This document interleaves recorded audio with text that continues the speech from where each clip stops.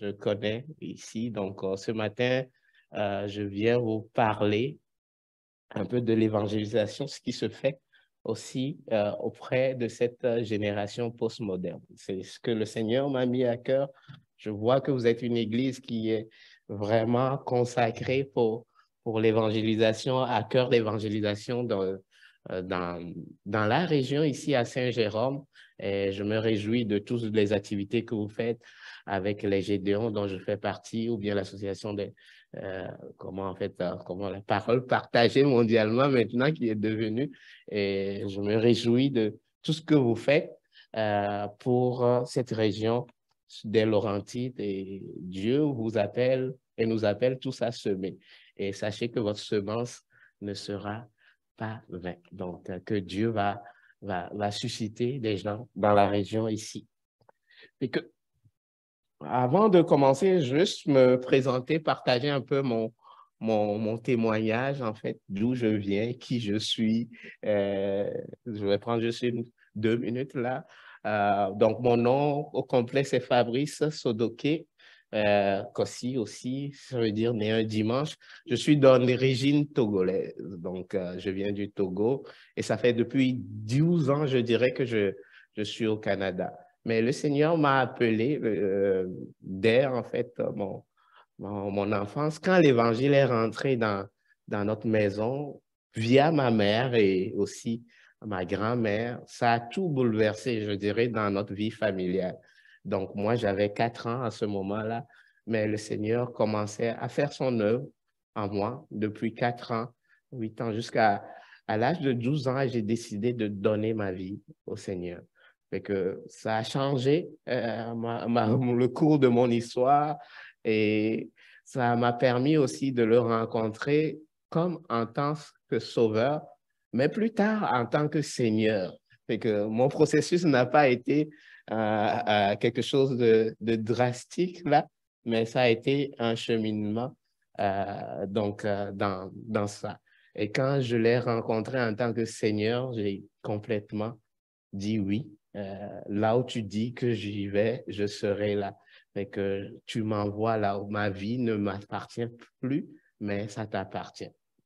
Et c'est là, en fait, je suis rentré dans le ministère du GBU, le groupe biblique universitaire, et aussi dans le ministère pour les enfants. Donc c'est là où le fardeau que le Seigneur m'a mis à cœur, c'est la jeunesse et les enfants. Donc, on a aussi une association qui s'appelle Enfants pour Christ et on fait de l'évangélisation dans les camps. D'ailleurs, je serai au camp cet été à la Villa du Carmel. Donc, on fait de l'évangélisation pour les enfants qui ne connaissent pas le Seigneur ou bien qui découvrent, ou bien qui viennent d'une famille aussi, en fait, qui ont un background peut-être chrétien, qui aiment les valeurs chrétiennes. Et on voit comment le Seigneur agit. Et aussi dans le groupe biblique universitaire, depuis 12 ans là, que je suis dans le groupe biblique universitaire, fait qu'on voit le Seigneur agir. Et il y a de cela 4 ans, le Seigneur m'a amené ici, à Saint-Jérôme. Fait que je priais, en fait, pour que le Seigneur m'envoie quelque part pour que je puisse le servir dans le monde universitaire ou collégial. Et là, en fait, j'ai postulé pour un poste qui était ouvert au Cégep de Saint-Jérôme ici. Fait que, comme en tant que professeur, fait que j'ai été accepté. Donc, il y a de cela 4 ans, j'enseigne au Cégep de Saint-Jérôme. Fait que ici, et quand je suis venu, en même temps, j'avais ce cœur-là pour dire, bon, on va implanter un GBU ici au Cégep de Saint-Jérôme. C'est pour ça que le Seigneur m'a envoyé. C'est pas mon job en tant que tel qui m'a envoyé ici, c'est vraiment pour ce ministère-là que le Seigneur m'a envoyé. Donc, on avait commencé, donc il y avait 8, 10 étudiants groupe on a commencé l'œuvre et ce qui s'est passé, c'est juste pendant la pandémie, il y avait eu un clash là, on a perdu tous nos jeunes et nos jeunes, je comprenais en fait que moi-même, je n'étais pas équipé pour ça. J'avais le cœur d'implantation, le cœur d'évangélisation, mais je n'avais pas le cœur du berger, de prendre soin des jeunes étudiants qui ont aussi des besoins aussi particuliers que ce soit. Donc, c'est pour ça que j'avais pris un an là de sabbatique. Je me dis, ben, gars, Seigneur, apprends-moi à devenir un berger pour les étudiants. Donc, j'ai mis une pause dans mes activités d'évangélisation, de réunion d'évangélisation pour me consacrer vraiment à apprendre comment, en fait, prendre soin des brebis que le Seigneur nous donne. Fait que, si vous voyez, en fait, et Dieu a fait bien les choses que je vais à l'église Ecclésia. Fait que, en ce moment-là, ils m'ont dit, bah, viens à la table des anciens. Fait que là, actuellement, je suis à la table des anciens et je regarde aussi l'œuvre qui se fait comme des pasteurs qui se font comment prendre soin des gens.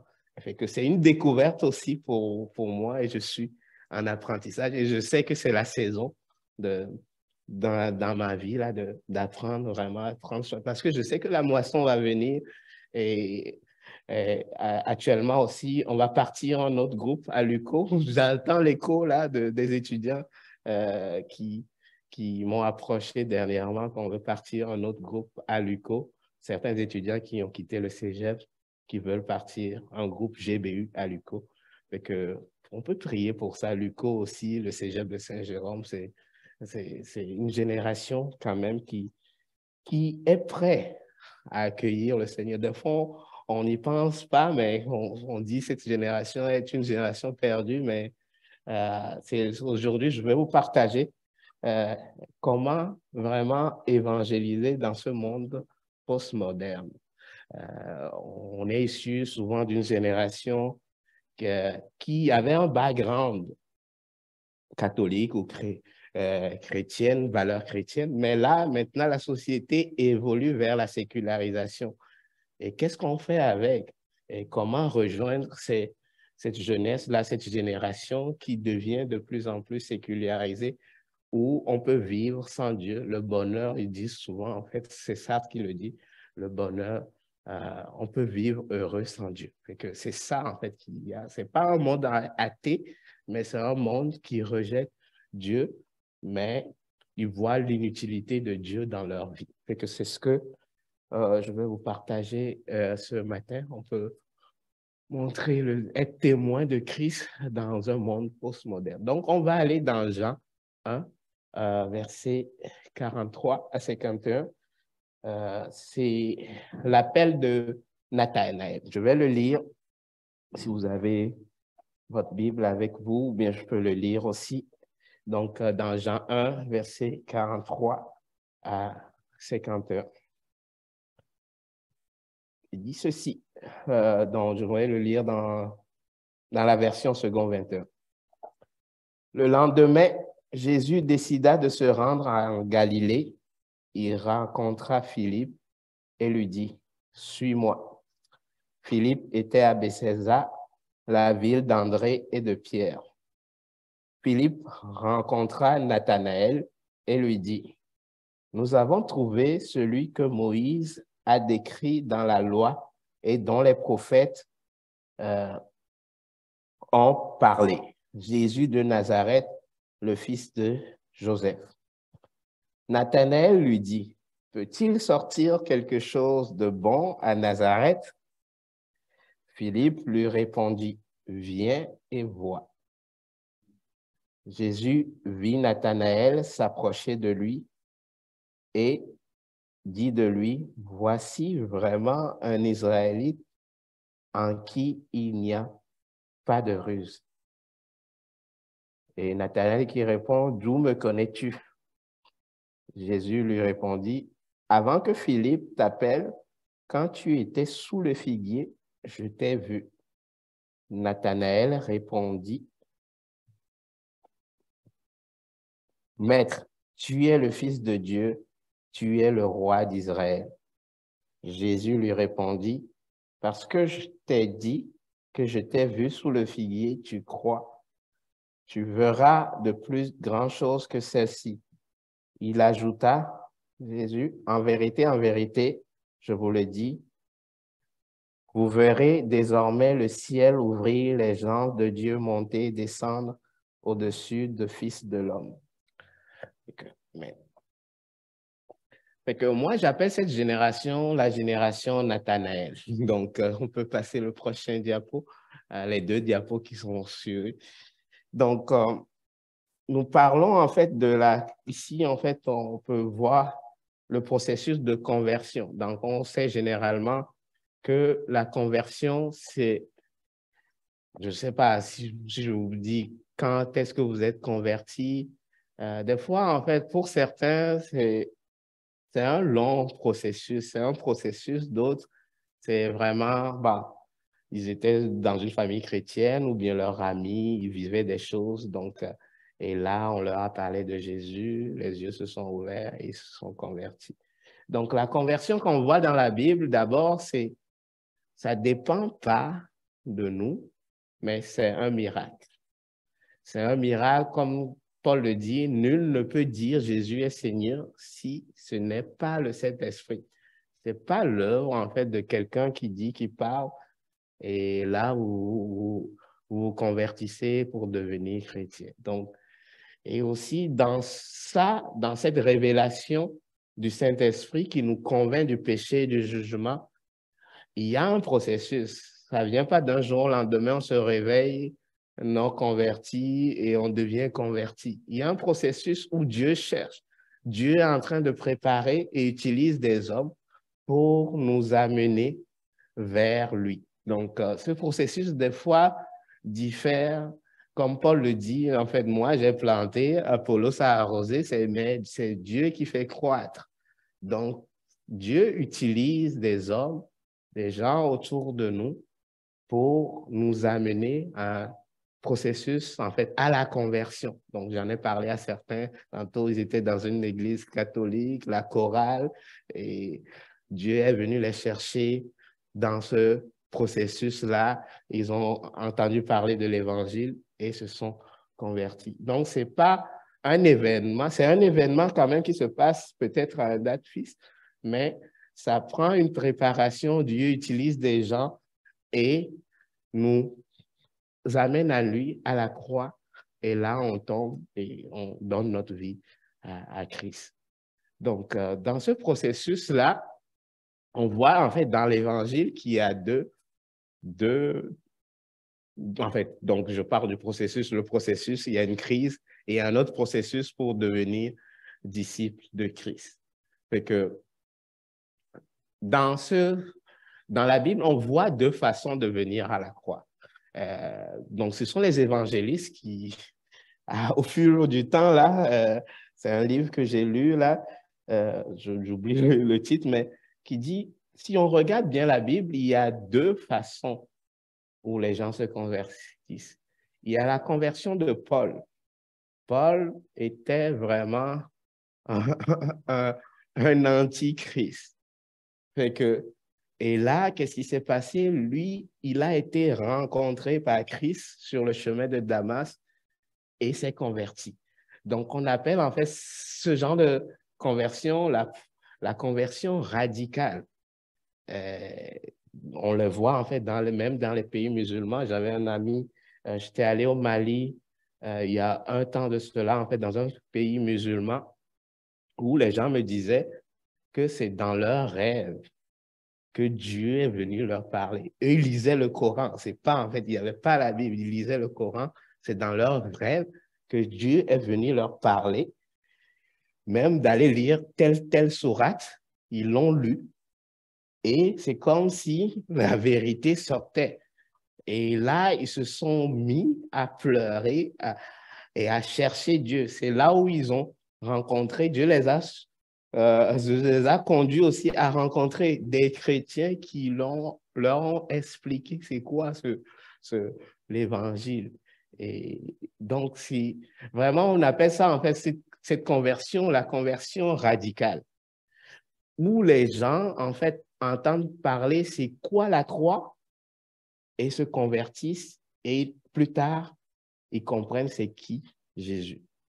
Donc, souvent, dans un monde plus, en fait, je dis chrétienne ou bien christianisé, c'est ce qui se passe. Donc, On parle de l'évangélisation souvent à la Billy Graham ou bien de Nicky Cruz, en fait, de ces gens comme ça que ils ont déjà peut-être un background de Jésus, ce que c'est un peu, mais là, la croix, en fait, vient les rencontrer et ils rencontrent, ils comprennent c'est quoi la croix et là, ils donnent leur vie à Jésus-Christ.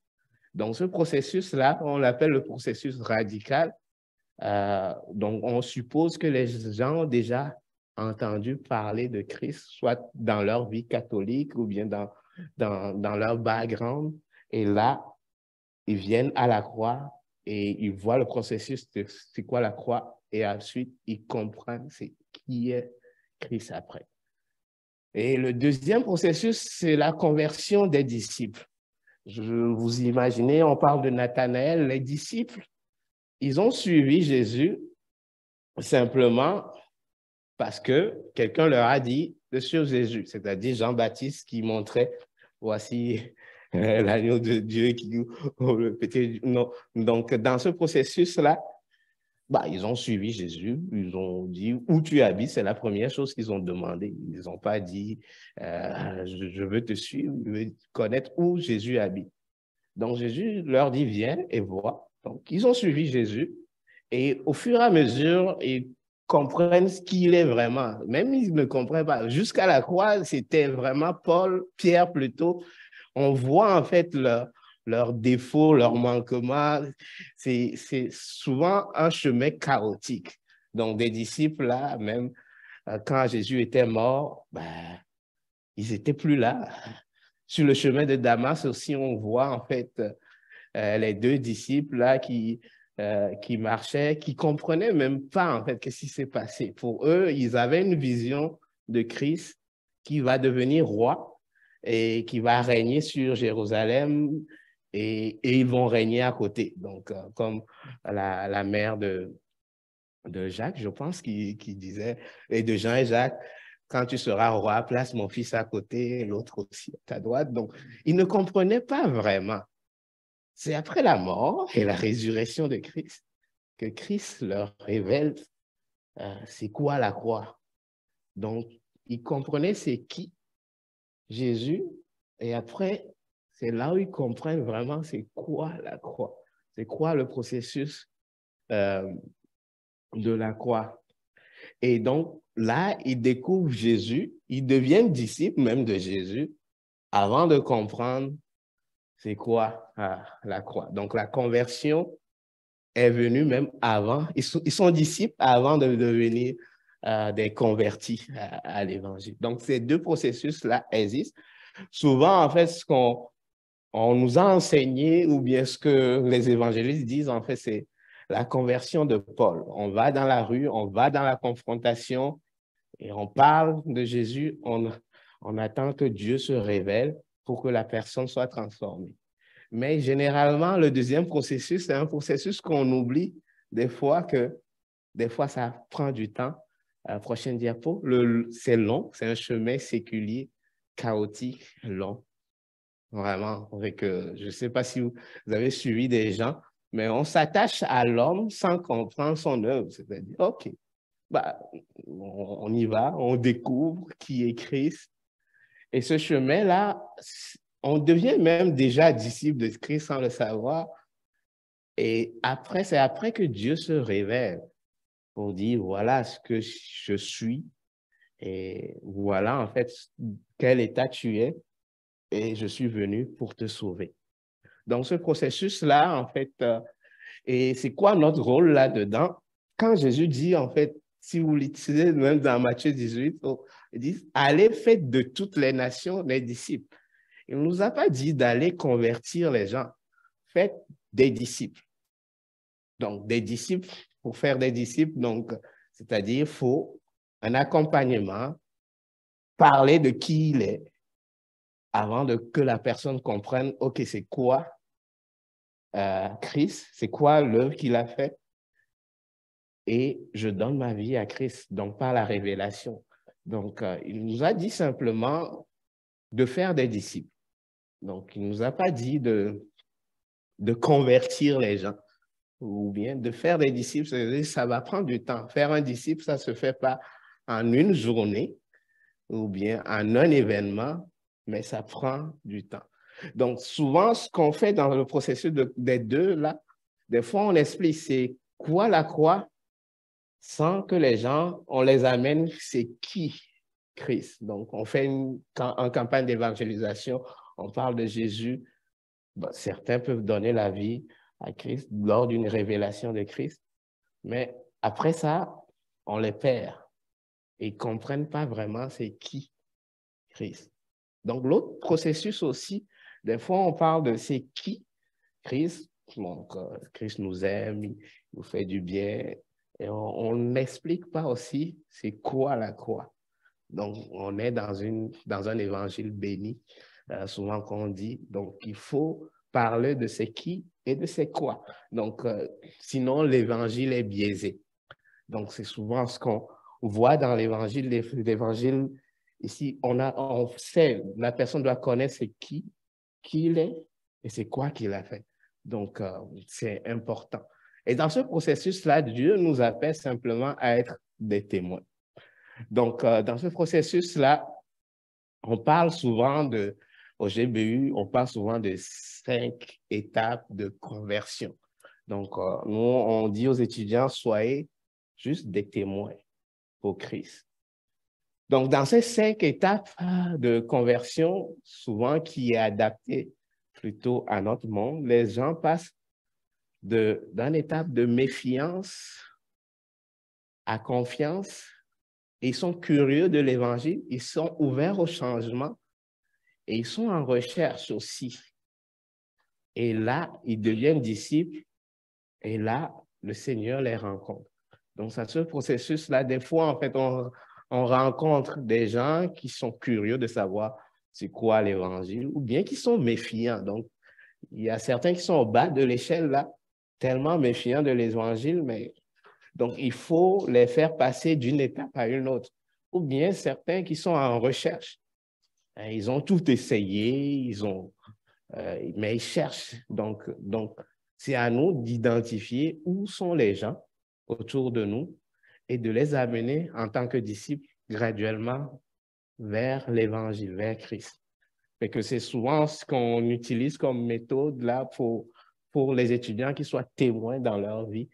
Donc, comme je dis dans 1 Corinthiens 13, Paul dit, j'ai semé, Apollos a arrosé, mais c'est Dieu qui fait croître. Donc, nous, on fait partie de ce processus-là, soit de semer ou bien soit d'arroser. Peut-être on peut faire partie de tout le processus, mais peut-être on rentre dans la vie de la personne dans un moment clé donné.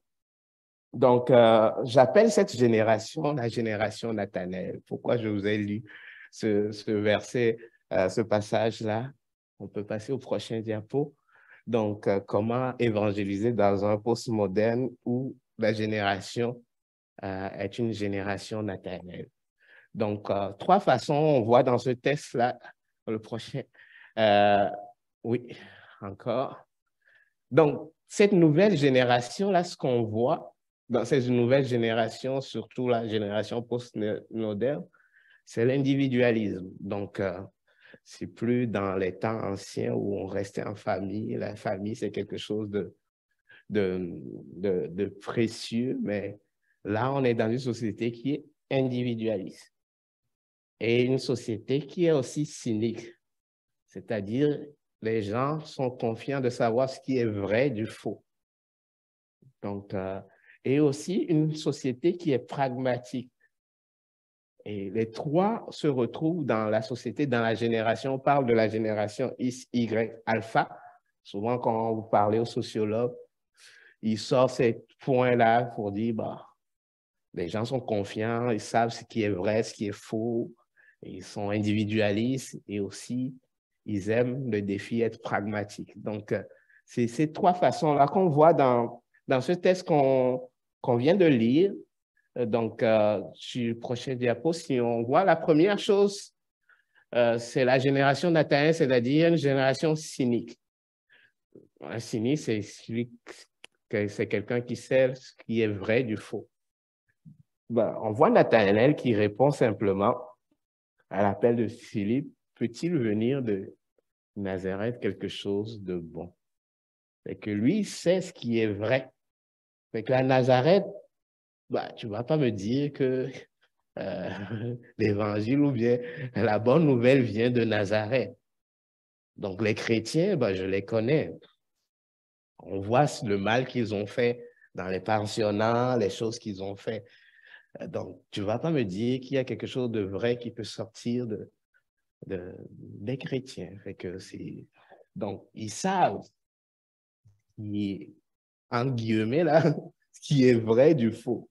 Donc, comme Nathanaël qui le dit, ben, ton Christ, j'en ai pas besoin souvent, ils disent, je sais que c'est faux. Donc, pour ce genre de personnes-là, qu'est-ce qu'on fait? Ben, prochain diapo.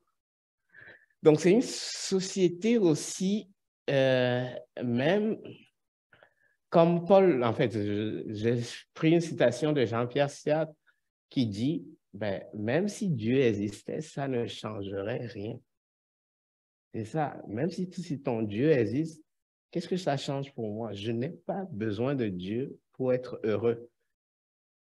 Et c'est cette confrontation qu'on est. Bon, si je dis, je viens voir quelqu'un au cégep, je veux te parler de Jésus, est-ce que j'en ai vraiment besoin?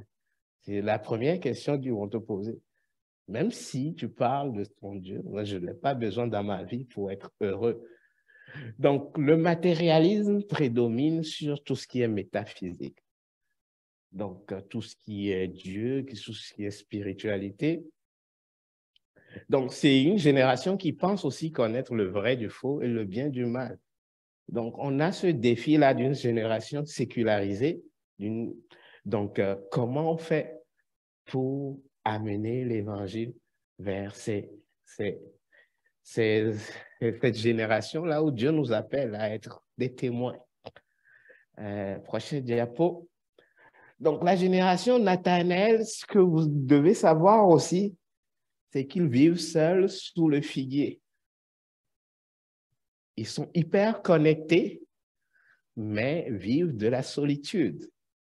Seuls dans leur figuier, en pensant, en réfléchissant, et il y a un mal en eux, un vide en eux, qu'ils ne montrent pas à la société. Ils préfèrent rester sous le figuier et le vivre tout seul. On l'a vu dans la pandémie, le nombre d'étudiants qui ne le disent même pas, qui sont anxieux. L'anxiété a gagné notre société. Des fois, en fait, ils ne le partagent pas, mais préfèrent le vivre tout seul, sous leur figuier. Et c'est ce que Nathanaël faisait.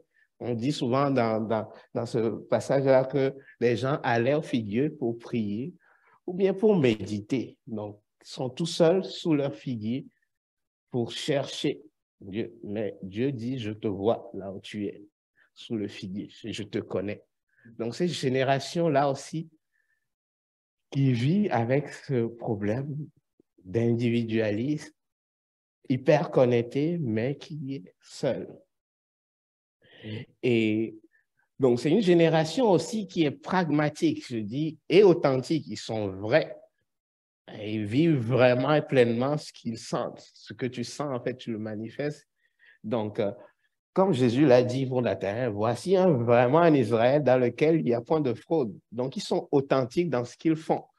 Donc, quand on parle de génération Y, souvent on va dire, les sociologues, ce sont des gens qui sont confiants, la génération Z, compétitive, et la génération Alpha, des décideurs. Donc, ils sont vraiment vrais, authentiques dans ce qu'ils font.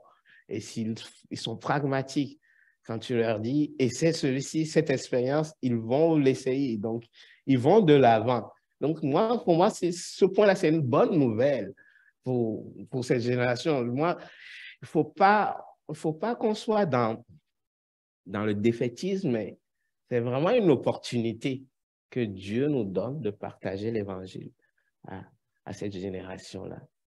Donc, Jésus appelle cette génération, je te vois, même tu es seul, je te connais, si tu sais ce qui est vrai du faux, mais je vais te montrer qui je suis. Et je t'appelle aussi. Donc, c'est ce que euh, Jésus a dit à Nathanaël, je t'ai vu lorsque tu étais de filier, je te connaissais même depuis longtemps et je t'appelle à me suivre. Donc, comment nous pouvons rejoindre cette, cette génération que Dieu voit, que Dieu connaît et que Dieu appelle? Donc, c'est notre rôle, c'est, comme je dis, c'est d'être simplement des témoins auprès de cette génération-là. Donc, c'est quoi notre appel en tant que témoin que Christ? Je vais aller vite parce que je vois le temps passer. Prochaine diapo.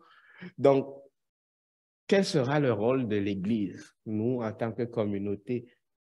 Donc, dont la confession et les membres peuvent rendre le christianisme à nouveau compréhensible. Dans une société postmoderne, nous, c'est ce que nous devons faire, rendre le christianisme compréhensible à ces jeunes-là, à cette société qui est sécularisée. Donc, et comment le faire? Ce n'est pas en les confrontant. Sinon, ils vont toujours demeurer fermés. C'est vraiment en développant une relation avec eux. Essayez de les comprendre. Comme Philippe a dit, bah, viens et vois, viens et vois. Viens. Je ne vais pas juste te dire c'est quoi c'est. Tu as ta vérité, mais viens et vois. Donc, nous devons bâtir les ponts à travers cette génération-là, rejoindre cette génération-là. On dit, lorsque les gens se sentent entendus plutôt que condamnés, ils écouteront vos pensées en retour. Et, j'ai pris une citation de Gédéon, souvent qui dit, l'évangélisation, c'est 3 façons. Ça engage votre cœur, votre tête et vos mains au quotidien. Donc, c'est les 3 façons qu'il faut rejoindre ces jeunes-là. Donc, ça va vous transformer et transformer aussi les jeunes autour de vous. Donc, pour aller vite, pour terminer, donc, de diapo. Donc, sachez que souvent, cette génération est méfiant et les convertis, ça suscite vraiment de la méfiance. Ils vous voient, c'est vous qui êtes bizarre, c'est pas eux.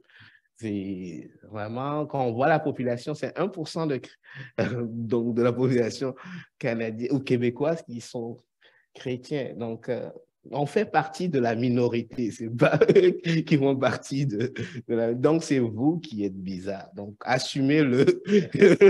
Vous êtes bizarre. C'est maintenant, c'est de créer cette relation de confiance envers eux. On dit, ben, je suis bizarre, je le reconnais. Mais viens et vois et bâtissez des ponts juste en vous voyant, en votre manière, ça donne envie et ils vont devenir de plus en plus curieux pour dire, ah, tu as ça, c'est quoi en fait ton secret, c'est quoi, comment les choses marchent, donc, et ils sont ouverts à comprendre, ah, ok, je veux entendre parler plus, parce qu'ils sont pragmatiques. Ils veulent essayer des choses, ils veulent expérimenter des choses.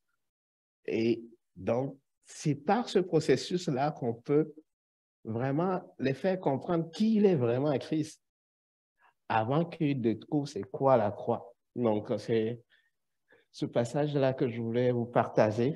Je vois l'heure passer, on peut aller à la fin du diapo.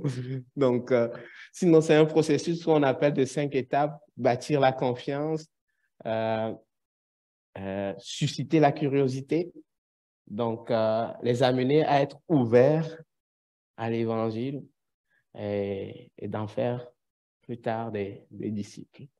Donc, Dieu nous appelle tous. Dans notre environnement, là, nous avons des gens qui, déjà, on a bâti une relation de confiance, qui nous connaissent, ou bien dans notre quartier, qui nous connaissent, et avec qui on peut susciter cette soif-là de connaître plus. OK, je veux savoir c'est quoi, en fait, tu fais ton secret, tout ça.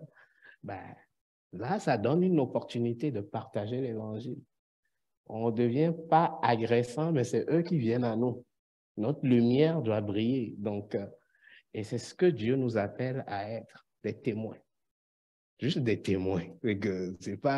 C'est pas quelque chose, des fois on voit ça comme étant lourd, mais soyons des témoins pour cette génération.